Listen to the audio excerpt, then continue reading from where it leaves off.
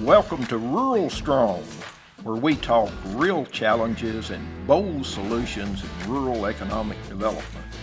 I'm your host, Joe Barker. Let's get into it. This is Joe Barker, and welcome to RuralStrong. Today's podcast comes to you from the Southwest Tennessee Development District podcast studio in beautiful downtown Jackson, Tennessee. This is the podcast that brings you strategies, best practices, and real success stories in rural economic and community development. I hope you were able to listen to our previous podcast. Our guest, Mark Herbison, who has been involved in economic and community development in the state of Tennessee for many years. And in our previous podcast, we talked about the local efforts in securing property for a mega site, which is a large industrial site. We talked about the difficulties in securing infrastructure, working with property owners, working with the state of Tennessee, working with the Corps of Engineers, all those things that local officials have to go through to get a site ready. In this edition of RuralStrong, we're going to talk about the recruitment of the big fish to rural West Tennessee, to Haywood County. Again, Haywood County is a county of about 17,000 people. It's located on I-40, about 30 miles or so from Memphis, Mark. And so we're going to talk today about the process of recruitment, how there were disappointments, how that there were several site selectors that looked at the site, but then you finally get the big fish. So, Mark, again, thank you for being with us. My pleasure, Joe. Thank you for all your expertise. And, Mark was really the point person on the ground for this project. So we've got the mega site. We've got the infrastructure figured out. Now, how are we going to get somebody on it? Well, we weren't quite there, Joe, so it was interesting. We talked in the last podcast about the sewer issue, and that was the big issue regarding utilities for the mega site. We talked about several plans that came about to try to make that happen. First plan fell through. The second plan that was developed in around 2015 took 4 or 5 years just to get the permits and all the property pulled together to be able to do that project. I recollect back in the summer of 2019, I had agreed to go to work. I left the Memphis Chamber and agreed to go to work for HTL Advantage. And HTL Advantage was a 3-county economic development organization that was created because of the mega site. Okay, let's stop right there a minute. I know I have a lot of people ask me, particularly rural communities, does it work to have a person that works for more than one county and multiple municipalities?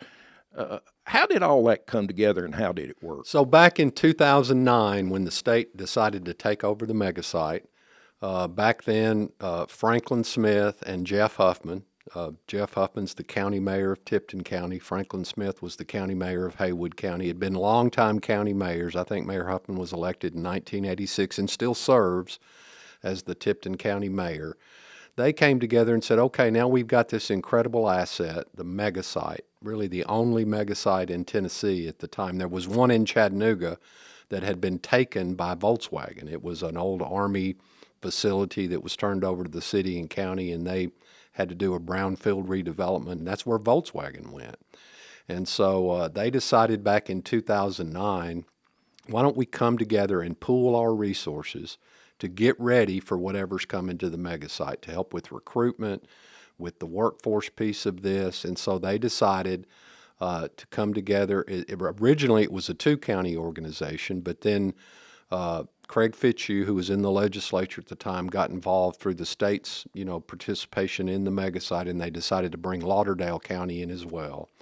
And so they decided to pool their resources, so they brought the 3 county governments together and the 3 county seats. So it was those 6 mayors, the mayors of Tipton, Lauderdale, and Haywood County, and the mayors of Brownsville, Covington, and Ripley, that became the new board of directors for this 3-county economic development organization, really created through interlocal agreements to do what we just talked about, to promote the mega site, to try to recruit industry to the mega site, and get all the stuff ready around, workforce, quality of life that needed to be pulled together for that. So that's how HTL. And they all, Mark, collaborated on funding this position. That's right. They put in a certain amount of money each year into the budget of that organization, and then the executive director, president of HTL, reported to that board and the chairman of the board. And so that's how that came about. That was back in 2009. And so you went from 2009 to 2019 when the former president of HTL Advantage decided to leave. Jeff Huffman approached me about would I be interested in that job, and I took that job. In my very first meeting, I think it was, I came over, they had the old mega site authority, and we can get into all that. That's probably not important, but before we landed forward, there was an old mega site authority. Of which I served on. Of which you served on, and I served on in my role as the Memphis Chamber head of economic development there. And it had a lot of elected officials. It had a lot of the county mayors and city mayors from West Tennessee on it, and it was more or less an advisory committee for the state, kind of, bouncing ideas about what we can do about the infrastructure, the workforce, those kinds of things. We came to the meeting in the summer, the Mega Site Authority meeting, and Commissioner Bobby Rolfe, so this would have been the fourth Economic Development Commissioner that had worked on the mega site, came and said, all the work we've done from 2015 to 2019 is done. We've got the easements. We've got the permits. We're drafting the contract, and by the end of this year, 2019, we're going to let the contract to build the mega site sewer system.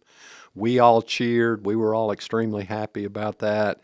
And so at that point, I thought I was the smartest guy in the world because, I've come to this community. We're going to have the only mega site. It's going to have the infrastructure, and we're going to land a car plant. That was my goal and my thought process behind that. But then very quickly after that, I think it was only 4 or 5 months later, this was probably in August when we had the Mega Site Authority meeting, we went to a meeting in January of the West Tennessee Economic Development Caucus. I think you were there, Joe. Yes, I was. And in that meeting, Commissioner Rolfe comes in with his head down and says, well, I've got bad news. The Governor Lee, has decided to put that project on hold until we get a signed tenant. So now this is the third governor. This is the third governor that's been a part of the mega site. We've shown it. We have not been successful. The cost of the sewer system is going to be very, very expensive for the state of Tennessee to build. And so we'd had a situation where, I told you before, we had this term coined as megasite fatigue because there was investments that were made. There were investments made. There was a water tower built at the megasite. There was the expansion of Highway 222. There was the redo of the interchange at Exit 42. So there'd been a lot of state investment in the megasite between 2015 and 2019, but we still hadn't landed a project. But what I kept telling everybody and what all of us economic developers knew, it was because of the sewer. Because you'd have a company like Dell or Toyota, they would come in and they would build a facility. It would take them 18 to 24 months to build their facility because they weren't huge. They were, 1 million, 2 million square feet of space and all the stuff that went around that.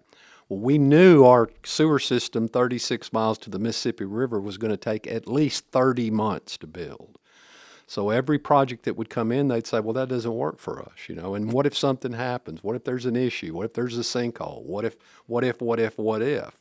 And so without being able to give the assurity, because as you know, the consultants that these companies hire, they're there to take risk out of the deal. And this deal with the sewer for any company was very risky because it was just a plan at that point.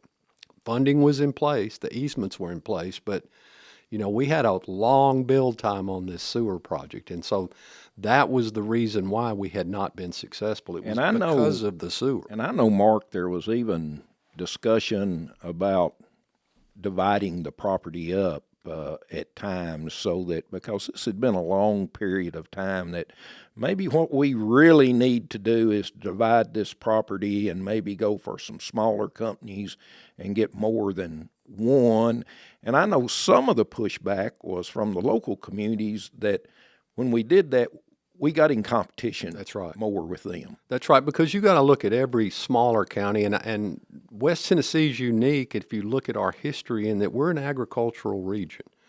We grew up and built everything we built in this region primarily on agriculture. Even in Memphis with the rail and all that stuff, it was built around agriculture, Sure. around livestock and the crops and things like that, the shipment of those around Cotton the world. in particular. Cotton in particular, the cotton exchange in Memphis. And so we had seen that industry change so drastically over the last 20 or 30 years, where you used to have, family farms that had 20, 30, 40 people working on them. Then you got these big corporate farms where you had machinery doing most of the work. So much of the workforce, the jobs base in the communities had left and the population had left. Haywood County had lost 8 to 10% of their population every decade for 40 years. So did Lauderdale County. I mean, Haywood County used to be a county of 25, 26, 27,000 people, sits today at around 17,000 people. So, we really had a situation over here where, each community was trying to bring industry in. So all the smaller counties around the region had started developing their own industrial sites. And so you were going to have this one facility on the interstate that had 100 different industrial properties on it that was going to compete with every community around. So it caused some consternation about, you're going to be competing directly with the local governments. We had one gubernatorial candidate the first time Governor Lee ran. It wasn't Governor Lee that wanted to turn it back into agriculture. And so there were attempts over the years to eliminate the megasite and just walk away from the investments that had been made, for sure. So during this period of time, how many prospects are you getting? Are they on a regular basis? We would get anywhere from 3 to 4 a year, significant projects. We showed it to foundries. We've shown it to appliance manufacturers. We showed it to many, many different car manufacturing companies, semi-truck manufacturing companies. And you have to understand, back then, we had nothing out there. When we had a meeting, what we called a site visit at the mega site, it was either under a funeral tent in the middle of a sorghum or a cotton field, or in an RV that we had rented to take out there and park in the middle of that site. But in 2018, they built the beautiful new EMA station, the fire and medical facility out there. So by the time Ford came, we did have this beautiful facility, but for many years, we showed it out under a tent out there. So very rural, really in the middle. It's halfway in between Jackson and Memphis, and it's about really 15 miles from any kind of population center. All right, let's talk about the contact from Ford. Well, there was one other piece I want to bring in. Okay, go right ahead. The one thing that we'd always been slammed about in this region was our workforce. We don't have the workforce to do this. And so when I came to HTL in 2019, the first thing we decided to do was invest a significant amount of money in a workforce study. Nobody had ever done that before. The state, TVA, nobody had ever invested in a major workforce study that told us what would happen if a 3,000 or 4,000 employee plant wanted to come to the megasite. Do we have the workforce? And so we spent tens of thousands of dollars with a company, one of the best in the country, called Vision First Advisors out of Florida. They came in and initially for us in late 2019 did a Haywood, Tipton, Lauderdale County labor study. So with that, they looked at all the contiguous counties around those three counties, so Shelby, and we included Madison in that as well. And what that, it proved what I already knew. We were in a big, large urban labor shed. Shelby County has 1 million people. Tipton County's right next door. Haywood County's just up the street from it. So with any 30, 40, 60-minute drive time, you had a huge population of people. And as you know, corporate executives and consultants don't give a darn about a political jurisdiction. They don't care where the county line is or the city limit or the state line. They want to know, how far away am I from what I need? My workforce, my raw materials, my infrastructure, my utilities. They want to know drive times. And so the initial study showed that from the middle of Haywood, Tipton, and Lauderdale County, within a 45-minute drive, you had access to 300,000 or 400,000 or 500,000 people. So we got that study back in mid-2020. And then Brownsville Energy Authority called and said, we've got some money that we get from TVA every year that we need to spend on economic development. What should we do? And so we had a meeting and got together and decided we're going to do a mega site only labor study. First time it had ever been done in the 18 years since the site had been conceived. And so they did this very exhaustive study, spent a whole other huge pile of money. TVA put in money, HTL put in money, Brownsville Energy Authority put in money, and we only looked at automotive skill sets. So we didn't look at anything outside of what an automotive plant would need, assemblers. We looked at automotive and battery manufacturing job classifications. And it showed that within a 45-minute drive of the mega site, you had access to 1 million people from Jackson to Memphis. At that time, and we got that study back in January of 2020, and it's very fortuitous what happened in the next month, but it showed that at that particular time in late 2020, we had, over 50,000 people that were already trained to work in an assembly plant. We had even more people that could go to work that day in a battery manufacturing plant. Tipton County alone loses 16,000 people a day that go into Shelby County and work. So, which is Memphis. Yeah, we had enough people in Tipton County driving to Memphis every day that could man 3 or 4 car plants. So we got that study back in very early 2021 in January, and then the last week of February, I got a call from the state of Tennessee saying we've got this monster project that's looking at the mega site. It's 6,000 jobs and $6 billion of investment. We all just laughed because at that time, Joe, you didn't see those big projects. You didn't see a project of 6,000 jobs and $6 billion of investment. So we figured it was a startup company that was trying to get money, trying to get investors, and trying to get incentives from a state and a region. And so that's how it all started in late February of 2021. Didn't know it was Ford at that time, though. Yeah. All right.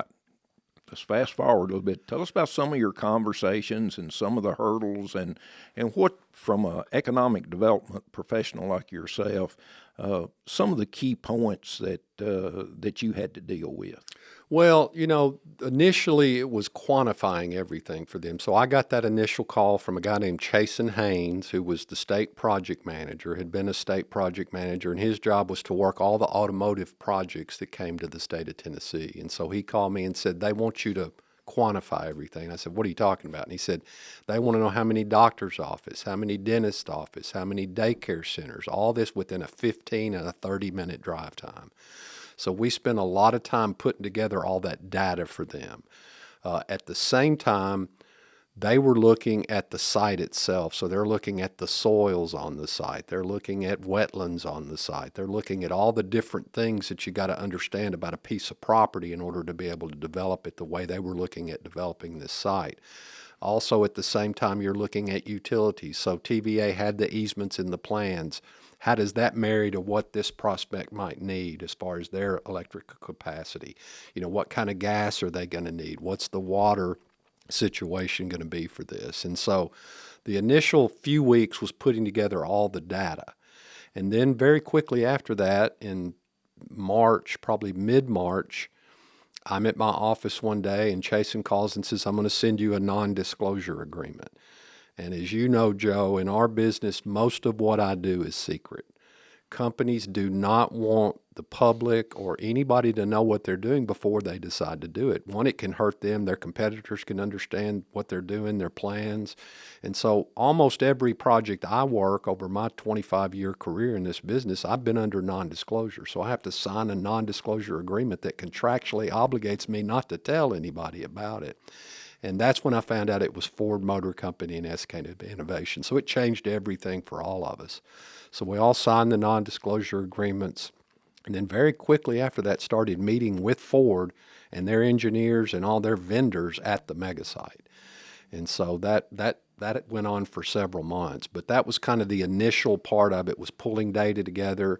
And it was just fortuitous to have that labor study, because instead of us all having to rally around and scramble in February of 2021, we had this package of information that was literally just been birthed that was right here to share with them. So that was one of the pieces that was simpler than it really could have been. But we spent a long time at the site with the engineers, with Ford, really determining, was this going to work for them? I mean, I'll tell you, one of the meetings, maybe the second or third meeting, they said, because you got to understand, this facility ultimately, it's going to have 6,000 employees at the assembly plant and the battery plant, but there are 5 major suppliers on site as well. They're going to have another couple of thousand employees. So you're going to have 8,000 people movements a day, coming in and out of this facility, plus 30,000 truck movements a week. So like the second meeting, I remember, and by that time we had TDOT, we had TDEC, we had all the players at the table at the mega site. They said, we've got to have another interchange. And I've closed my notebook. I thought, well, deal's done. We just lost, because you know as well as I do, to build an interchange on the interstate takes 12 or 15 years. But state stepped up and said, we will work to make that happen. And so the state did a wonderful job on the recruitment of this project, really accommodated everything they could accommodate, as well as the TVA did. But it was an interesting process. It was very quick and very interesting. A lot of these deals go on for 2 or 3 years. This one lasted 8 months. So at what point did you get that warm and fuzzy feeling that, this could really happen? Well, so started in February, data gathering for a month, then meetings for several months. So meetings in May, June, July at the mega site. And so the Ford fell in love with the site. They had the concept that Henry Ford had.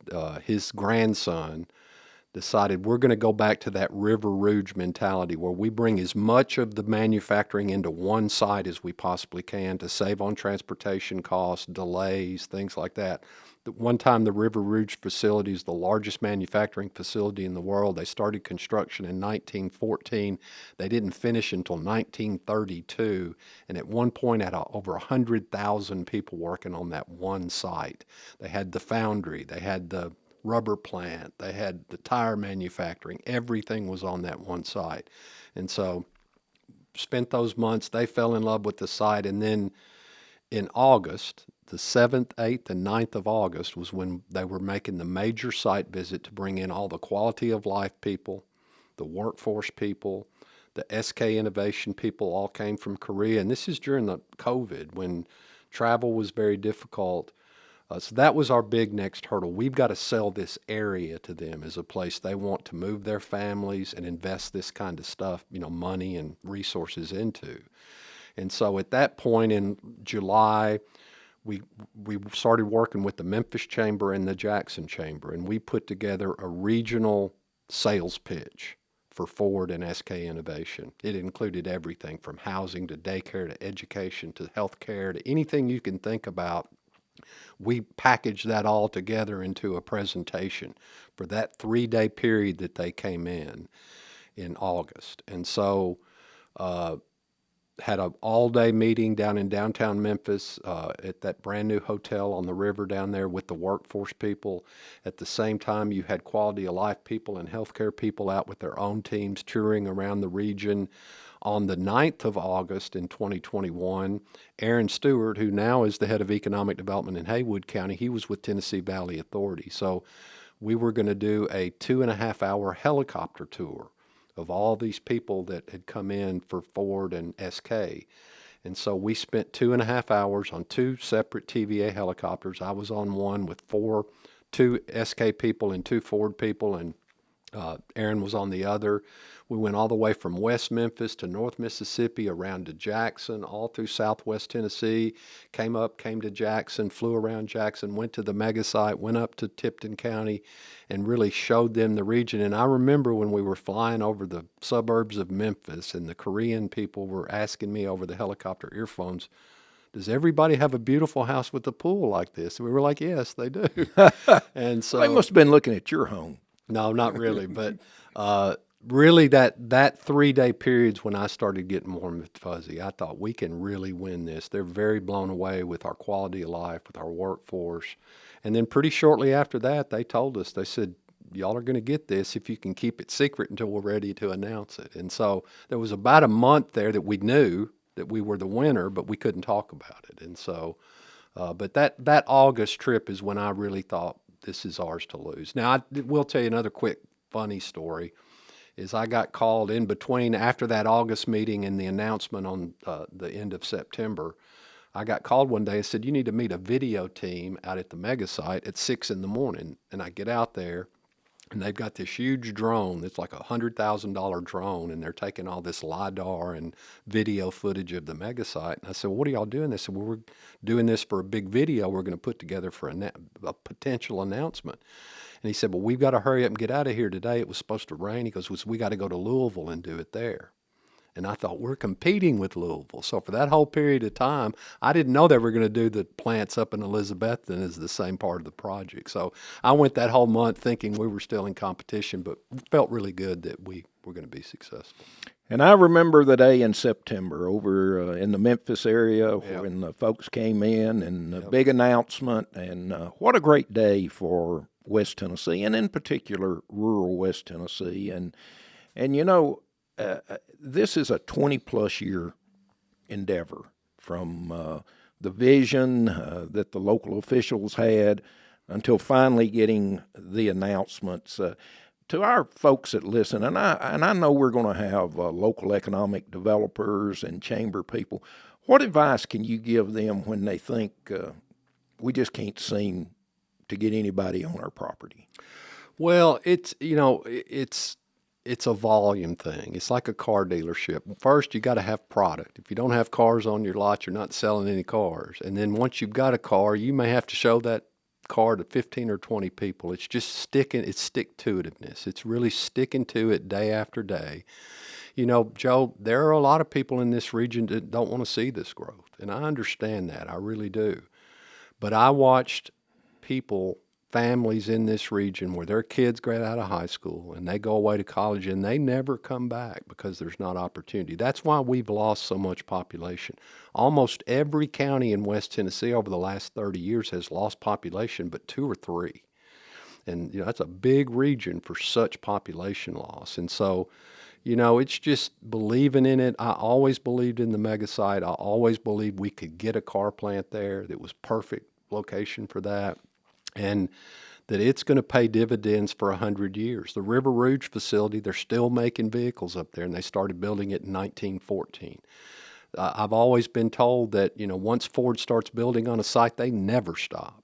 They've got facilities that are over 100 years old, and this is the first greenfield assembly plant they've built in the U.S. since 1969.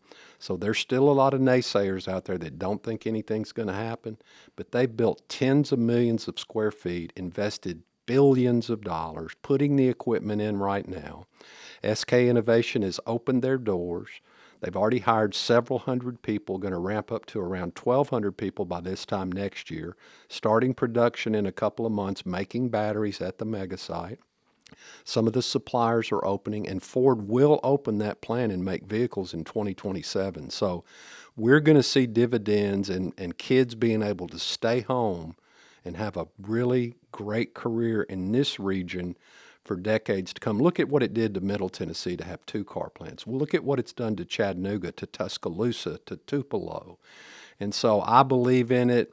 I know there's people that don't like it, but I really think that it's going to pay dividends for our region for well beyond our kids and our grandkids' lifetimes.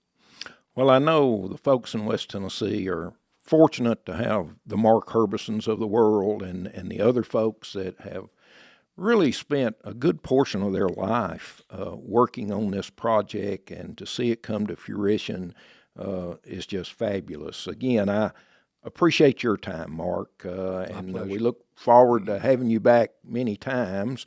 On our next podcast, we're actually going to have a gentleman with us that Mark mentioned his name, Aaron Stewart, who is now the economic developer in Haywood County. And he's going to talk about the pressures on the local community. We all know when you get a facility of this size and the change that comes with it, the pressures on education, law enforcement, local infrastructure, retail, all of these things that come with a project like this. And so on our next podcast, that's what we're going to talk about. Again, we appreciate your time, and we would appreciate your comments, your suggestions, and we hope you enjoy this program. And we actually have an email address and would love to hear from you. Drop us a note at ruralstrong@gmail.com. Thanks for your time, and we look forward to visiting again. Thanks for joining us on Rural Strong.